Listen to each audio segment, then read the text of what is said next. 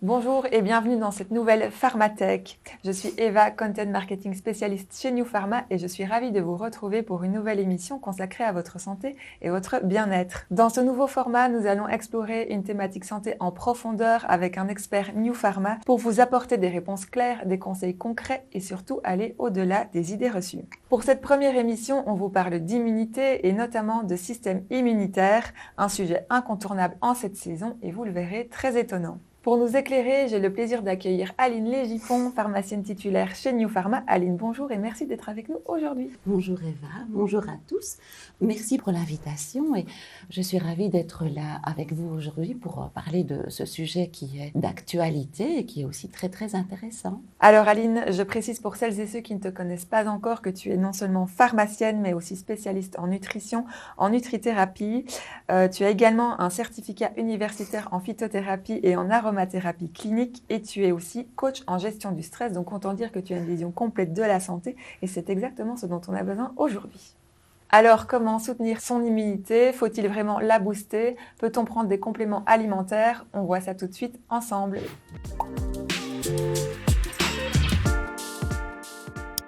Les petits virus et maladies de l'hiver sont bel et bien de retour et on entend parler partout d'immunité. Mais avant de chercher à la renforcer et voir comment faire, encore faut-il savoir de quoi on parle. Alors Aline, est-ce que tu peux nous expliquer ce qu'est exactement le système immunitaire et comment ça fonctionne? Alors, le système immunitaire, c'est l'ensemble des moyens mis en place par notre corps pour se défendre contre ce qu'il considère être une menace. Les virus, les bactéries, les champignons, les parasites. Alors, c'est un système très complexe, très bien organisé, en différentes lignes de défense. Alors, la première ligne de défense, ce sont les barrières naturelles. Alors, on a des barrières physiques, on a la peau, on a les alvéoles pulmonaires, on a la muqueuse intestinale. Il y a aussi des barrières chimiques avec le sébum, le mucus, l'acidité gastrique. Et puis, on a aussi nos différents microbiotes. Le microbiote intestinal, le microbiote buccal, le microbiote vaginal et cutané. Alors, lorsqu'un virus a réussi à passer une barrière naturelle, c'est l'immunité innée qui va se mettre en route. Et c'est une immunité non spécifique qui se met en route immédiatement dès qu'elle rencontre l'agresseur. Cette immunité ne fait pas intervenir des cellules mémoire, elle n'a pas besoin d'avoir déjà rencontré l'agresseur pour pouvoir fonctionner. Lorsque l'immunité innée s'est mise en route, l'immunité adaptative à son tour est la troisième ligne de défense. L'immunité adaptative, c'est aussi l'immunité innée et spécifique qui va utiliser différents types de cellules qui vont prendre le relais pour produire des cellules mémoire qui vont permettre une réponse plus rapide et plus efficace lors d'une rencontre ultérieure avec l'agresseur. Donc l'immunité adaptative fait intervenir des cellules mémoire, n'est pas immédiate et c'est une sorte de forme d'apprentissage. Oui, donc tu dis que le système immunitaire apprend, mais qu'est-ce que ça change pour nous au quotidien? Ce qui change pour nous au quotidien, c'est la rapidité et l'efficacité de la réponse. Lorsque notre système immunitaire a déjà rencontré un microbe, il va pouvoir se préparer à une rencontre ultérieure pour pouvoir répondre plus rapidement et plus efficacement. C'est ce qui explique aussi pourquoi les enfants tombent plus facilement malades parce que leur système immunitaire est en plein apprentissage et c'est sur ce principe aussi que sont réalisés les vaccins. Ils induisent une sorte de mémoire sans nous rendre malades. Oui, donc on a un peu tous ce système en nous, une sorte un peu de bouclier intérieur. Mais est-ce qu'on est tous égaux face au virus ou notre immunité dépend-elle de facteurs personnels? Alors, nous avons tous ce bouclier en nous qui nous aide à nous défendre, mais nous ne sommes malheureusement pas tous égaux face aux agresseurs. En fait, notre immunité dépend d'une multitude de facteurs, ce qu'on reçoit à la naissance, la génétique, mais aussi beaucoup de facteurs facteurs individuels comme l'âge, le sexe, la qualité de notre sommeil, l'alimentation, est-ce qu'on fume ou pas, est-ce que l'on est sportif ou pas. Et par exemple, les personnes âgées peuvent tomber plus facilement malades et mettre un petit peu plus de temps à guérir. C'est parce que leur système immunitaire est un petit peu fragilisé avec le temps. Étant donné la multiplicité de ces facteurs, on ne peut pas vraiment parler de booster son immunité. Ce qu'on peut faire, c'est vraiment lui donner les meilleures conditions pour qu'elle puisse travailler au mieux. C'est un système qui n'est pas figé et que l'on peut moduler au fur et à mesure de notre vie. Oui, donc tu nous as expliqué à quel point l'immunité dépend de plein de facteurs personnels, mais il y a aussi un autre aspect important, c'est la manière dont le corps réagit lorsqu'il détecte une menace. Est-ce que tu peux nous expliquer ce qui se passe par là en coulisses lorsque l'immunité se met en action ? Alors, lorsqu'un agent pathogène arrive à traverser une de nos barrières, c'est l'immunité innée qui va se mettre en route. Alors, des cellules spécifiques comme les neutrophiles et les macrophages vont venir englober le pathogène pour le détruire. Et cette réaction s'accompagne aussi d'un phénomène tout à fait essentiel et naturel qui est l'inflammation. Alors les signes cliniques de l'inflammation, on les connaît tous. Il y a la rougeur, douleur, chaleur, de la fièvre et le gonflement. L'inflammation s'accompagne aussi de la libération de radicaux libres pour aider à lutter contre l'infection. Malheureusement, ces radicaux libres sont délétères pour les tissus environnants. Alors, pour lutter, le corps va utiliser des antioxydants qui vont neutraliser les effets délétères des radicaux libres en excès, ce qui va diminuer le stress oxydant, diminuer ou freiner l'aggravation de l'inflammation et permettre au système immunitaire de continuer à fonctionner au mieux. Si cette ligne de défense ne convient pas, c'est l'immunité adaptative qui va prendre le relais. Elle sera beaucoup plus précise et lors d'une rencontre ultérieure avec le pathogène, elle pourra aussi agir de manière beaucoup plus rapide. Et donc finalement, c'est un système qui grandit avec nous et qui devient plus fort à force d'être entraîné. Oui, tout à fait. C'est un système qui grandit avec nous. C'est une forme d'apprentissage et c'est pour ça qu'il est vraiment très important de ne pas tout aseptiser parce que notre corps, au fur et à mesure des rencontres avec les virus et les bactéries, va pouvoir développer son immunité. Merci Aline, je crois que là on commence à mieux comprendre ce système un peu mystérieux mais tellement essentiel et maintenant qu'on y voit plus clair, on va s'attaquer à un autre sujet qui fait débat, les compléments alimentaires, utiles ou gadgets. On voit ça tout de suite.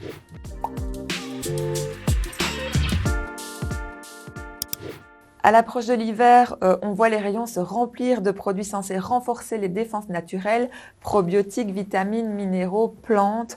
Mais est-ce que tout cela est vraiment utile? Et surtout, comment savoir ce qui fonctionne vraiment et ce qui relève plutôt du marketing? On fait le point ensemble. Alors Aline, on le voit chaque année, dès que le froid s'installe, on a tendance à chercher le petit plus pour éviter de tomber malade. Mais est-ce que ces produits ont vraiment un intérêt? Et dans quel cas? On affirme souvent qu'une alimentation variée et équilibrée est suffisante pour couvrir tous nos besoins en nutriments. C'est vrai, mais il faut quand même un petit peu relativiser. En fait, avec l'agriculture intensive, l'usage d'engrais, de pesticides, ça appauvrit les sols, donc ça diminue les micro-organismes indispensables et les plantes vont absorber moins de nutriments, ce qui fait qu'on va se retrouver avec des fruits, des légumes, des céréales qui contiennent moins de vitamines et de minéraux. Et ça peut aller jusqu'à contenir 40% en moins de vitamine C, de magnésium, de calcium, de vitamine B. Alors, l'alimentation que nous avons aussi est de plus en plus raffinée, ultra transformée. On peut prendre des médicaments aussi qui diminuent l'absorption des nutriments et certains régimes restrictifs, certains régimes amaigrissants font en sorte qu'on absorbe moins bien les nutriments. Donc, l'environnement moderne, le mode de vie, certaines pathologies qui nécessitent qu'on prenne des médicaments sont responsables que même si on a une alimentation variée et équilibrée, elle ne peut malheureusement pas satisfaire à tous nos besoins en en minéraux. Alors, on parle beaucoup de vitamines et de minéraux. Il existe aussi des plantes que l'on peut utiliser pour le système immunitaire. Ce sont des plantes qui possèdent des propriétés antibactériennes, antivirales, immunomodulatrices. Et là, je pense à l'échinacée, au cyprès, au cassis, au sureau, au ginseng. Au niveau de l'alimentation, de petites recettes, alors pourquoi ne pas faire un petit jus de citron agrémenté de gingembre frais râpé? On a toute la vitamine C du citron et le gingembre est vraiment très bon pour l'immunité. Alors, à l'approche de l'hiver aussi, on peut mettre de l'ail frais dans son alimentation. L'ail frais possède des propriétés antivirales, antibactériennes et antifongiques. Bonne idée à tester à la maison. Alors, comment faire le tri parmi tous les produits disponibles? Y a-t-il des critères pour repérer ce qui est vraiment utile? Alors, c'est vrai que c'est difficile de s'y retrouver parce qu'on met tout dans le même panier, mais toutes les vitamines, les minéraux, les nutriments n'ont pas tous la même fonction. Alors, pour arriver à s'y retrouver, on pourrait déterminer 3 grandes classes de compléments alimentaires. Alors, il y a ceux qui vont permettre de lutter contre les carences, il y a ceux qui vont moduler le système immunitaire en agissant sur différents mécanismes, et puis il y a les plantes qui sont traditionnellement utilisées en cas de refroidissement. Parmi la première catégorie, les compléments alimentaires qui permettent de lutter contre les carences, ce sont des vitamines et des minéraux dont nous pouvons malheureusement souvent manquer. Alors la première, c'est la fameuse vitamine D, qui est vraiment un pilier de l'alimentation. Entre 80 et 90% des adultes peuvent manquer de vitamine D. Je pense aussi au fer, dont on a vraiment besoin en cas d'anémie, de règles abondantes, de fatigue qui s'éternise. Le zinc aussi est vraiment indispensable pour la synthèse des lymphocytes B et des lymphocytes D. Et le magnésium, on en a vraiment besoin bien quand on stresse. Les vitamines du groupe B, B1, B3, B6, B9 et B12 sont indispensables et les personnes végétaliennes manquent souvent de vitamine B12. Une prise de sang est souvent nécessaire, en tout cas est parfois nécessaire pour déterminer si on a besoin de tel ou tel type de complément alimentaire et je pense par exemple à la vitamine D et au fer. Alors, la deuxième catégorie, ce sont les compléments alimentaires qui vont permettre de moduler l'immunité en agissant sur différents mécanismes. Alors là, je pense aux oméga 3 qui ont des propriétés anti-inflammatoires, la vitamine C, la vitamine E et le sélénium sont des antioxydants. Le coenzyme Q10 va donner de l'énergie et est aussi un antioxydant. Je pense à la N-acétylcystéine qui est un précurseur du glutathion qui est un antioxydant majeur et la glutamine est un acide aminé indispensable pour l'immunité et aussi pour l'intégrité de la muqueuse intestinale. Les bêta-glucans que l'on retrouve dans certains champignons, reishi, maïtake et shiitake. Alors la dernière catégorie, là, ce sont les plantes traditionnellement utilisées pour les rhumes. Je pense à l'échinacée qui est immunomodulatrice, au ginseng et à l'astragale qui sont des plantes adaptogènes. Le ginseng va donner de l'énergie et l'astragale est antivirale et anti-inflammatoire. Alors il y a aussi le cassis, beaucoup de personnes connaissent les bourgeons de cassis. On peut utiliser aussi les feuilles et les fruits de cassis pour leurs propriétés anti-inflammatoires, anti-allergiques et pour leur action sur l'immunité. Alors le sureau est souvent utilisé pendant les rhumes, les refroidissements, la grippe. Le cyprès, lui, c'est plutôt pour les infections virales. Alors ces plantes, on peut les utiliser au début de l'hiver pour renforcer l'immunité ou au début d'un refroidissement pour se soigner. Il y a aussi la propolis qu'on utilise souvent en période hivernale pour toutes les infections ORL. Et puis, je ne pourrais pas terminer sans parler du microbiote. En fait, avoir un bon microbiote est vraiment indispensable pour notre santé, pour notre bien-être général. Et le microbiote intervient évidemment pour maintenir notre immunité. Donc finalement, aucun complément ne fait tout et n'ont pas tous le même rôle. Exactement. Aucun complément ne fait tout. Certains vont agir sur les carences, d'autres sur les mécanismes de l'immunité. On a les plantes aussi qui sont traditionnellement utilisées en cas de refroidissement. Et on a le microbiote. On a les compléments alimentaires pour la santé du microbiote. Donc l'important est de vraiment savoir ce dont on a réellement besoin. Et donc les compléments peuvent être utiles, oui, mais il ne faut pas les consommer n'importe comment ni n'importe lesquels. Tout dépend de nos besoins personnels. J'imagine qu'il y a aussi des pièges à éviter quand on choisit ce genre de produit. Oui, exactement. Et il est important de savoir qu'un complément alimentaire, eh bien, ce n'est pas une petite gélule miracle. Un complément alimentaire doit venir en complément d'une alimentation variée et équilibrée et d'une hygiène de vie saine. Alors, lorsqu'on choisit un complément alimentaire, on doit tenir compte, on doit faire attention à différentes choses. Eh bien, tout d'abord, il faut éviter les compléments alimentaires fourre-tout, c'est-à-dire les compléments alimentaires qui contiennent un petit peu de tout, mais les dosages sont tellement faibles qu'en fait, l'efficacité ne sera pas au rendez-vous. Et il faut aussi faire attention aux compléments alimentaires qui n'utilisent une molécule que pour leur allégation. Mais à des doses tellement faibles que là aussi, ça n'agira pas.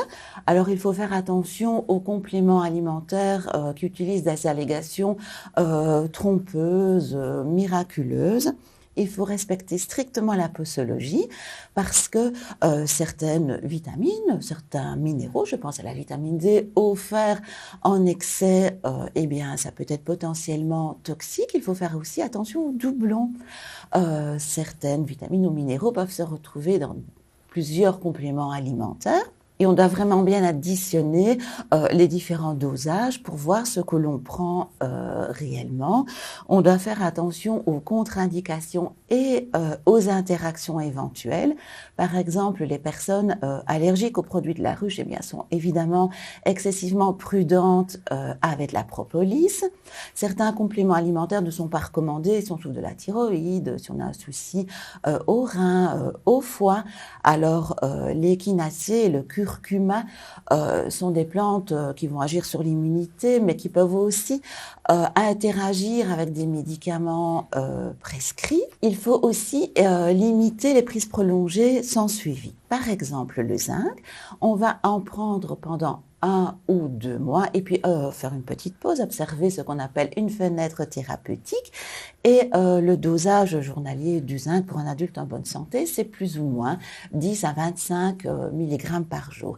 Même chose avec l'échinacée. On prendra l'échinacée pendant 2-3 semaines et puis observer une fenêtre thérapeutique. Il est conseillé de réaliser un bilan sanguin avant de prendre, par exemple, la vitamine D. Demander l'avis d'un professionnel de la santé, demander l'avis de son pharmacien est évidemment toujours judicieux.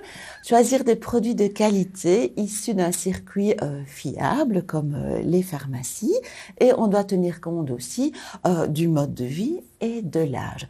Par exemple, les personnes véganes vont avoir besoin de vitamine B12 parce que la vitamine B12 est une vitamine que l'on trouve dans les produits d'origine animale. Et les personnes âgées prennent plus de médicaments, vont peut-être avoir un appétit plus faible, vont avoir des difficultés au niveau de la mastication et vont avoir besoin d'un complément alimentaire, mais on va devoir toujours tenir compte de leurs besoins et d'interactions éventuelles avec des médicaments prescrits. Et qu'en est-il de la vitamine D ?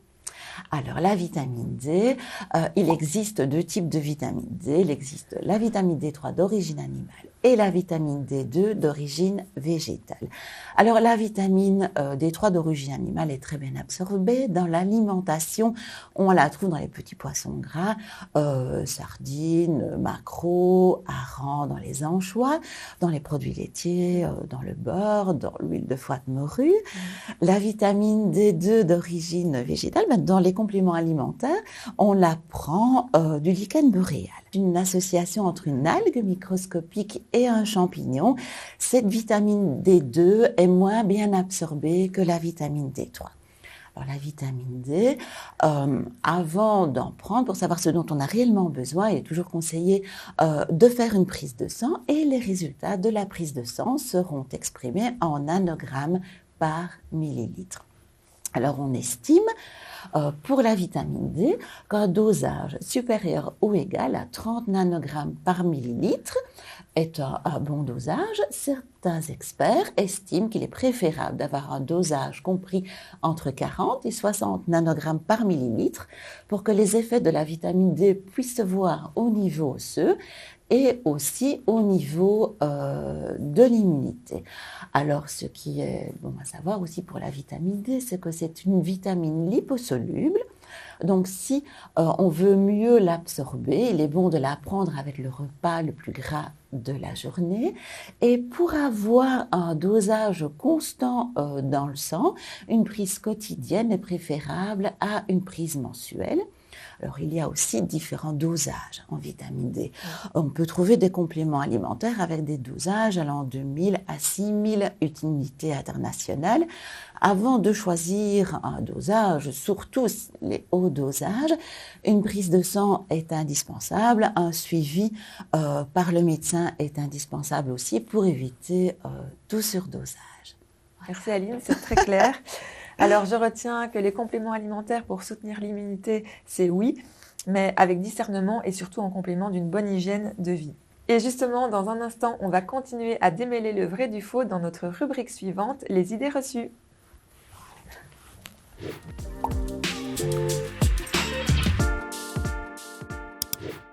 Alors on entend parfois tout et son contraire et ce n'est pas toujours évident de faire le tri entre ce qui est vrai et ce qui l'est beaucoup moins. Alors Aline, je vais te proposer un petit jeu. C'est très simple, je te cite des idées reçues et donc sur l'immunité et tu me dis si c'est vrai, faux et pourquoi. C'est OK pour toi? Oui, je suis prête. Alors, si je tombe malade chaque hiver, c'est normal, ça veut dire que le système immunitaire fonctionne. Vrai ou faux? Alors, c'est faux parce que ce n'est pas exactement vrai. Tomber malade chaque hiver n'est pas une preuve que le système immunitaire fonctionne normalement, même si ce n'est pas anormal non plus. Alors, ce qui est vrai, le système immunitaire fonctionne quand on guérit, parce qu'alors il a produit des anticorps. Ce qui est vrai aussi, c'est qu'on tombe plus facilement malade en hiver, parce qu'en hiver, on est plus à l'intérieur. Oui. On a des contacts plus rapprochés. Les virus résistent mieux dans une atmosphère sèche et froide. Nos muqueuses respiratoires sont fragilisées par le froid, donc l'effet barrière se fait moins bien. Et le manque de soleil aussi peut réduire notre taux de vitamine D. Alors, ce qui est faux, ce n'est pas normal de tomber malade plusieurs fois chaque hiver. Et si on est souvent malade et qu'on met vraiment du temps à récupérer, ça peut être aussi le signe que le système immunitaire est un petit peu affaibli. Qu'on manque de sommeil, que la nutrition n'est pas vraiment au top, ou alors qu'on est exposé vraiment très souvent aux microbes. Oui. Donc, en résumé, tomber malade une ou deux fois en hiver, ça peut être normal et pas forcément inquiétant. Être malade très régulièrement, là, il faut peut-être se poser des questions. Ça peut être inquiétant, surtout si c'est sévère et que c'est long. Alors, faire du sport soutient les défenses naturelles. Vrai ou faux? Vrai. Faire du sport de manière modérée et régulière, eh bien, a vraiment un impact positif sur le système immunitaire. Faire du sport permet une meilleure circulation des cellules immunitaires. Faire du sport diminue l'inflammation chronique, ce qui permet au système immunitaire de mieux fonctionner. Et faire du sport diminue le stress et favorise un bon sommeil, deux facteurs très importants pour le système immunitaire. Mais attention, des activités sportives très exigeantes et de manière répétée, sans prévoir des plages de récupération entre les entraînements, peut affaiblir temporairement le système immunitaire, par exemple des sportifs. Après un marathon ou après un ultramarathon, peuvent avoir des rhumes et des angines, ou des angines. Ce qui a vraiment un impact positif sur le système immunitaire, c'est une activité sportive adaptée et régulière. Le stress, quant à lui, affaiblit les défenses immunitaires. Vrai ou faux? Vrai. Le stress, surtout s'il est chronique, affaiblit les défenses immunitaires. En fait, quand on stresse, on produit du cortisol. Et le cortisol en excès diminue l'activité des cellules immunitaires et diminue la communication entre elles. En plus, quand on stresse, on favorise une inflammation chronique qui a un effet délétère sur le système immunitaire. Mais là, il faut aussi relativiser. En fait, un stress ponctuel, là, il n'y a pas de souci. C'est vraiment le stress chronique qui va avoir un impact négatif sur le système immunitaire. La vitamine C empêche de tomber malade, vrai ou faux? Faux. La vitamine C n'est pas un bouclier magique qui va empêcher de tomber malade. Si on prend de la vitamine C, ce n'est pas pour ça que l'on ne va pas tomber malade. Mais le système immunitaire a besoin de vitamine C pour fonctionner correctement. Donc, si on manque de vitamine C, le système immunitaire fonctionnera moins bien. En fait, la vitamine C peut réduire la durée et la sévérité des rhumes chez les personnes stressées, chez les sportifs. La vitamine C est aussi un antioxydant qui va neutraliser les radicaux libres produits par le système immunitaire, produits par l'infection. D'accord. Alors, les enfants ont une immunité plus faible que les adultes, vrai ou faux? Alors, vrai, mais les enfants ont une immunité plus faible que les adultes parce que leur système immunitaire est toujours en plein apprentissage. Les enfants sont souvent en contact avec des microbes, que ce soit à la crèche ou à l'école, et leur corps doit encore apprendre à se défendre en rencontrant des virus et des bactéries. Donc, les enfants tombent plus souvent malades que les adultes. Ce n'est pas parce que leur système immunitaire est défaillant, mais c'est parce qu'ils rencontrent plus souvent et pour la première fois de nouveaux microbes. Merci Aline, je pense que là tu viens déjà de déconstruire quelques idées bien ancrées.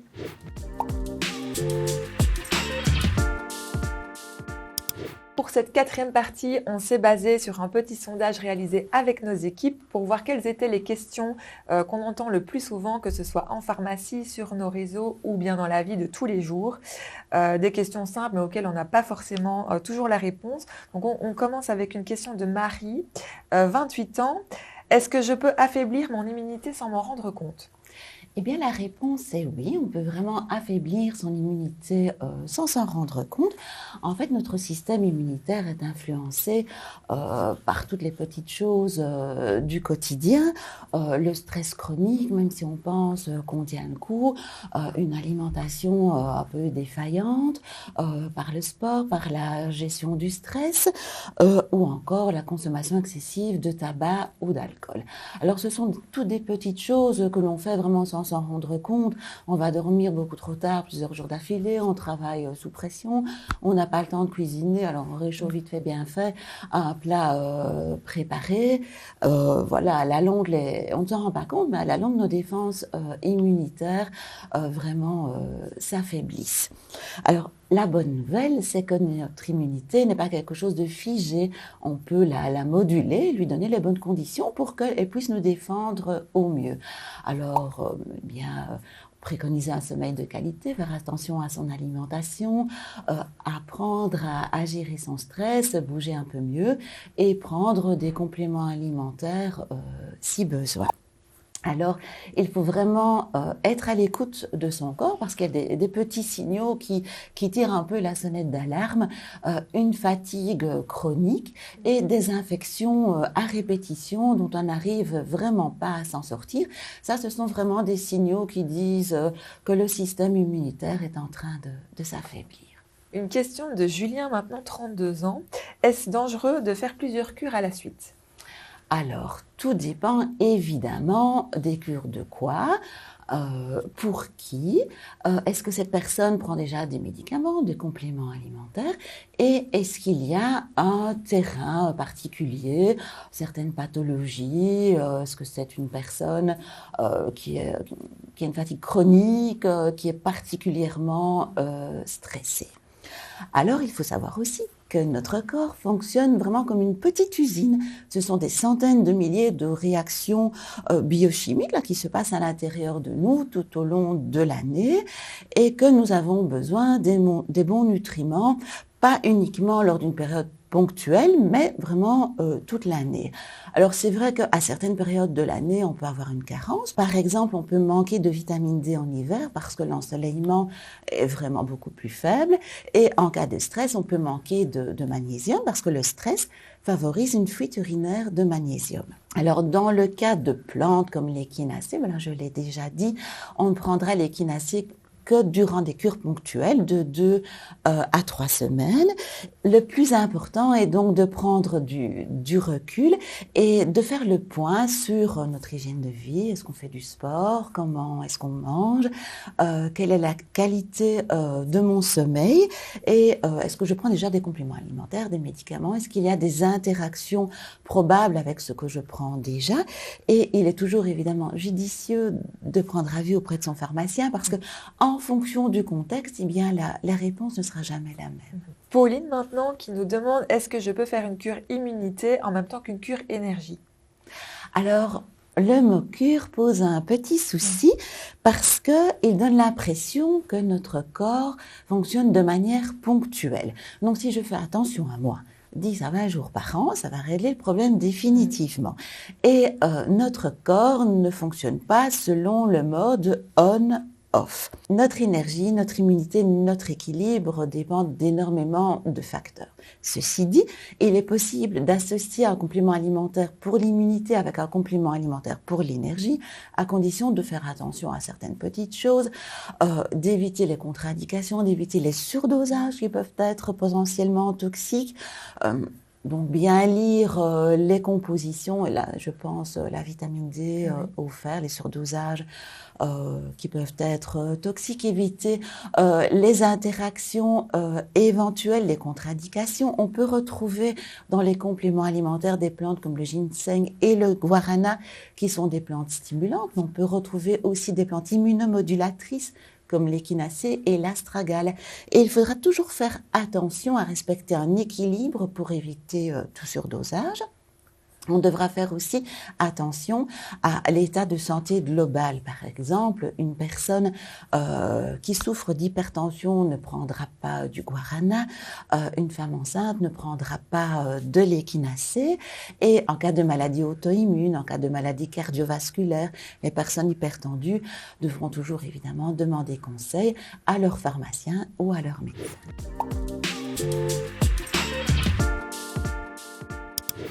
C'est maintenant le moment de la Minute Expert. Aline, si tu ne devais donner qu'un seul conseil à retenir pour soutenir son immunité au quotidien, ce serait lequel? Si je devais ne donner qu'un seul conseil, ce serait de revenir aux fondamentaux.